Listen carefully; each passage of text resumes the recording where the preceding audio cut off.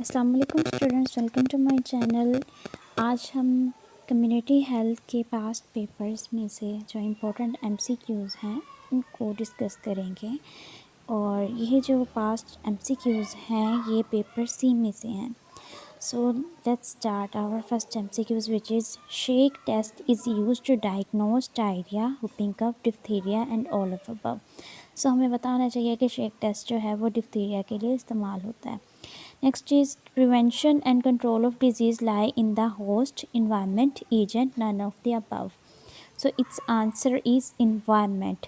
यानी कि अगर आपने किसी भी बीमारी को रोकना है या उससे एहतियाती तदाबीर लेनी है तो हम होस्ट से नहीं ले सकते, ना ही एजेंट से। तो हम इन्वायरमेंट पर काम करेंगे, इन्वायरमेंट में ही अपनी एहतियाती तदाबीर और उसको कंट्रोल करने के लिए वैक्सीनेशन वगैरह जो है वो करवाएंगे। और उसके अलावा नेक्स्ट है हमारे पास MCQs number 3, DPT should be given deep IM muscular, intradermal, subcutaneously, intravenous. तो इसका आंसर है डीप आईएम, यानी कि मसल्स में लगता है डीपीटी की जो वैक्सीन है। Next is fourth one is citrus fruits are good source of vitamin A, B, C and none of the above. तो हमें पता है सिट्रस फ्रूट्स जो हैं वो उसके अंदर क्या होता है, विटामिन सी होता है, जैसे कि ऑरेंज वगैरह हो गए हैं, स्ट्रॉबेरी हो जाती है, तो इनमें क्या होता है, विटामिन सी होता है। Next question number 5 is BCG is given at birth, months of age, and the next is any time in life. तो इसका आंसर है बर्थ से जब बेबी की डिलीवरी हो जाती है फ़ौरन बर्थ के बाद उनको BCG की जो है वैक्सीनेशन कर दी जाती है। Question number 6 is pulses contain 35% protein, 30% protein, 25% और 20%। तो इसका जो आंसर है वो है 25%, क्योंकि पल्सेस जितने भी दालें वगैरह हैं इनमें 21 से 25% तक प्रोटीन होती है। Question number 7 is method of water purification on large scale is. पानी को साफ़ करने के जो मेथड है लार्ज स्केल में वो क्या है, फिल्ट्रेशन है, बॉइलिंग है, क्लोरिनेशन है, ऑल ऑफ द अबव है। तो इसका आंसर जो है ऑल ऑफ द अबव है। Question number 8 is vitamin E deficiency leads to infertility, coagulation of disease, growth retardation, none of the above. तो इसका आंसर है none of the above, because infertility भी नहीं होता, कोगुलेशन और डिसऑर्डर्स भी नहीं। इसका जो मेन रीज़न जो बनता है ना डेफिशिएंसी से, वो वीकेंड इम्यूनिटी और विजन प्रॉब्लम्स, मतलब कि देखने में मसाइल होते हैं और उसके अलावा इम्यूनिटी जो है वो वीक हो जाती है। So none of the above is the answer.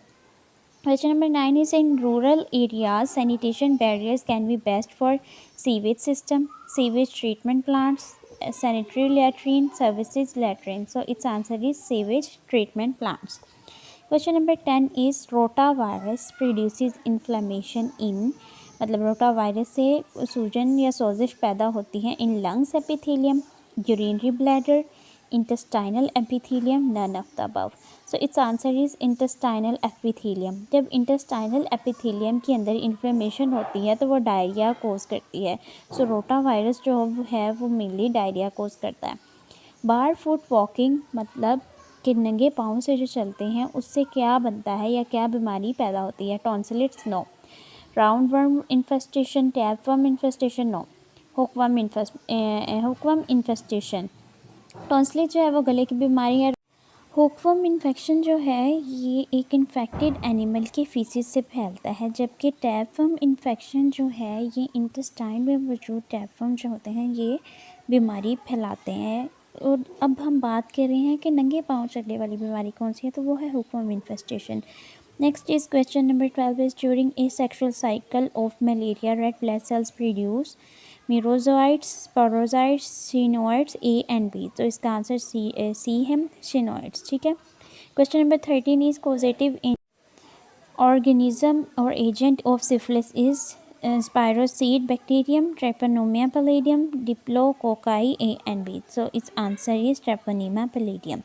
Question number 14 is dengue fever is caused by mosquito, flavivirus, bacteria and virus. तो इसके ना क्वेश्चन नंबर 14 के ए और बी दोनों बनते हैं। मॉस्किटो से भी ये फैलता है, फ्लैवीवायरस और फ्लैवीवायरस एक फैमिली है, जनरा है, ठीक है, किसकी है, मॉस्किटोज़ की। तो ये दोनों ही आंसर ठीक हैं। अगर आप फ्लैवीवायरस पे भी लगाएंगे तो भी ठीक है और मॉस्किटो पे भी लगाएंगे तो भी ठीक है, मगर मगर एडिस इजिप्टी जो है ना वो डेंगू फीवर कॉज करती है, सो मॉस्किटो ही ज़्यादा बेहतर है। All are the components of environmental except physical, biological, social, technological. तो it's answer is technological. Question number 16 is a large number of people are affected in community and disease spread rapidly is termed as, मतलब एक बीमारी जो एक community में फैलती है बहुत तेज़ी से उसको हम क्या कहते हैं? पेंडेमिक, सेप्रोडिक, एपिडेमिक या endemic. So it's answer is epidemic. Next question number 17 is the lady health visitor giving health education to mothers about the prevention of cholera. The incubation period of cholera is 3 to 5 days, 2 to 5 days, 4 to 5 days, a few hours to 5 days. इसका answer है D, a few hours to 5 days. Question number 19 is causative agent of whooping cough is pertussis, Bordetella pertussis, bacteria and meningococcal. So its answer is question number B, which is Bordetella pertussis. Question number 20 है cholera germs multiply rapidly and produce toxin in stomach, small intestine, large intestine, all of the above. तो वो कहाँ cholera जो है multiply होता है और जहरीले मवाद जो है वो पैदा करता है, तो वो है small intestine. MCQs number 21 is epidemiological trade of consist of one animal and environment. B is host, agent and environment.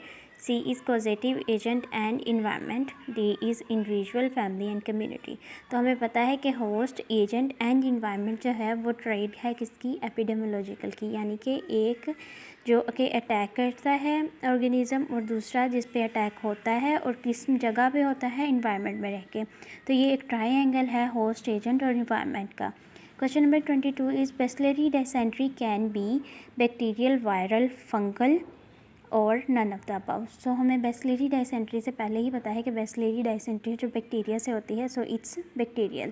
Question number 23 is disease caused by droplet infection is polymyelitis and measles. B is measles and tetanus. C is tetanus and trichoma and D is cholera and rubella. So इसका answer जो है वो है cholera and rubella.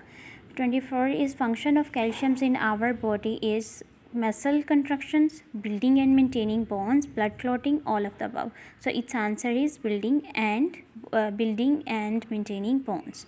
Calcium हमेशा हड्डियों को बनाने में और हड्डियों को सही रखने में, सेहतमंद रखने में मदद देती है।